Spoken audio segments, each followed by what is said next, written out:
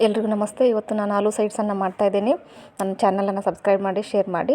ಆಲೂ ಸೈಡ್ಸನ್ನು ಮಾಡಲಿಕ್ಕೆ ಕೆಲವೇ ಇಂಗ್ರೀಡಿಯೆಂಟ್ಸನ್ನು ನಾವು ಯೂಸ್ ಮಾಡ್ಕೋಬೋದು.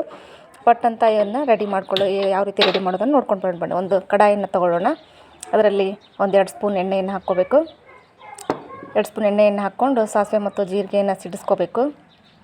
ಎಣ್ಣೆ ಬಿಸಿ ಆದ ನಂತರ ಇದು ಬ್ಯಾಚುಲರ್ಗೆ ತುಂಬ ಹೇಳಿ ಮಾಡಿಸಿರ್ತಕ್ಕಂಥ ಸೈಡ್ಸ್ ಅಂತ ಹೇಳ್ಬೋದು. ಬಿಸಿ ಅನ್ನ ಚಪಾತಿ ಜೊತೆಗೆ ನಾವು ಇದನ್ನು ಸವಿಬೋದು.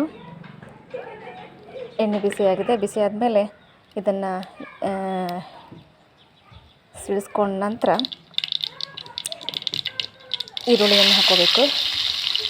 ಈರುಳ್ಳಿ ಚೆನ್ನಾಗಿ ಎಣ್ಣೆಯಲ್ಲಿ ಫ್ರೈ ಆಗಬೇಕು. ಅಂದಾಗ ಮಾತ್ರ ಅದು ಗ್ರೇವಿದು ಟೇಸ್ಟ್ ಬರ್ತಕ್ಕಂಥದ್ದು.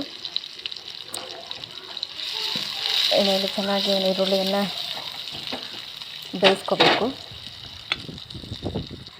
ಬೆಂದಿರ್ತಕ್ಕಂಥ ಈರುಳ್ಳಿಗೆ ಸ್ವಲ್ಪ ಉಪ್ಪನ್ನು ಸೇರಿಸ್ಕೋಬೇಕು. ಯಾಕಂತ ಹೇಳಿದ್ರೆ ಇನ್ನೂ ಚೆನ್ನಾಗಿ ಬೇಯಲಿ ಅನ್ನೋ ಉದ್ದೇಶಕ್ಕೆ. ಇಲ್ಲ ನೀವು ಕೊನೆಯದಾಗಿ ಸಹಿತ ಉಪ್ಪನ್ನು ನಾವು ಯೂಸ್ ಮಾಡ್ಕೋಬೋದು. ಈರುಳ್ಳಿ ಚೆನ್ನಾಗಿ ಬೆಂದಿದೆ. ಇವಾಗ ನಾವು ಟೊಮೊಟೊವನ್ನು ಸೇರಿಸ್ಕೋಬೇಕು. ಯಾವಾಗಲೂ ಈರುಳ್ಳಿ ಬೆಂದ ನಂತರ ಟೊಮೊಟೊವನ್ನು ಸೇರಿಸ್ಕೋಬೇಕು. ಟೊಮೊಟೊನ ಸಹಿತ ಚೆನ್ನಾಗಿ ಎಣ್ಣೆಯಲ್ಲಿ ಈರುಳ್ಳಿ ಜೊತೆ ಫ್ರೈ ಆಗಬೇಕು. ಅಂದಾಗ ಒಂದು ಗ್ರೇವಿ ಥಿಕ್ನೆಸ್ ಬರುವಂಥದ್ದು. ನೆಕ್ಸ್ಟು ಈ ಒಂದು ಟೊಮೊಟೊ ಚೆನ್ನಾಗಿ ಬೆಂದ ನಂತರ ಆ ಟೊಮೊಟೊ ಮತ್ತು ಈರುಳ್ಳಿಗೆ ಏನು ಮಾಡಬೇಕು ನಾವು ಅರಿಶಿನ, ರುಚಿಗೆ ತಕ್ಕಷ್ಟು ಖಾರ ಕೂರಿಸ್ಕೋಬೇಕು. ಅದ್ರ ಜೊತೆಗೆ ಕಟ್ ಮಾಡಿರ್ತಕ್ಕಂಥ ಆಲೂಗಡ್ಡೆಯನ್ನು, ಕರಿಬೇವನ್ನು ನಾನು ಸೇರಿಸ್ಕೊತಾ ಇದ್ದೀನಿ. ಯಾಕಂತ ಹೇಳಿದ್ರೆ ಅದು ಫ್ರೈ ಆಗಲಿಕ್ಕೆ ನಾನು ಇಷ್ಟಪಡೋದಿಲ್ಲ, ಅದಕ್ಕಾಗಿ ಸೇರಿಸ್ಕೊಂಡೆ. ಅದ್ರ ಜೊತೆ ಬೆಲ್ಲವನ್ನು ನಾನು ಹಾಕ್ಕೋತಾ ಇದ್ದೀನಿ. ಈಗ ಕಟ್ ಮಾಡಿರ್ತಕ್ಕಂಥ ಆಲೂಗಡ್ಡೆಯನ್ನು ನಾವೇನು ಮಾಡಬೇಕು, ಡೈರೆಕ್ಟಾಗಿ ಸೇರಿಸಬೇಕು. ಇದನ್ನು ಯಾವ ರೀತಿ ಫ್ರೈ ಮಾಡಬಾರ್ದು, ಏನು ಮಾಡಬಾರ್ದು, ಡೈರೆಕ್ಟಾಗಿ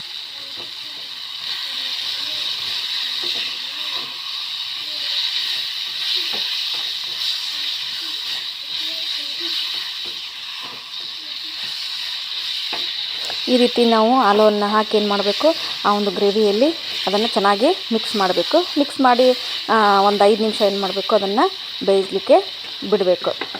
ಈ ರೀತಿ ನೋಡಿರಿ, ಸ್ವಲ್ಪ ಗ್ರೇವಿ ಗಟ್ಟಿಯಾಗಿ ಬರೋದ್ರಿಂದ ಸ್ವಲ್ಪ ಅದಕ್ಕೆ ನಾವೇನು ಮಾಡಬೇಕು, ಇಲ್ಲಿ 1 ಗ್ಲಾಸ್ ನೀರನ್ನು ಆ್ಯಡ್ ಮಾಡಬೇಕು.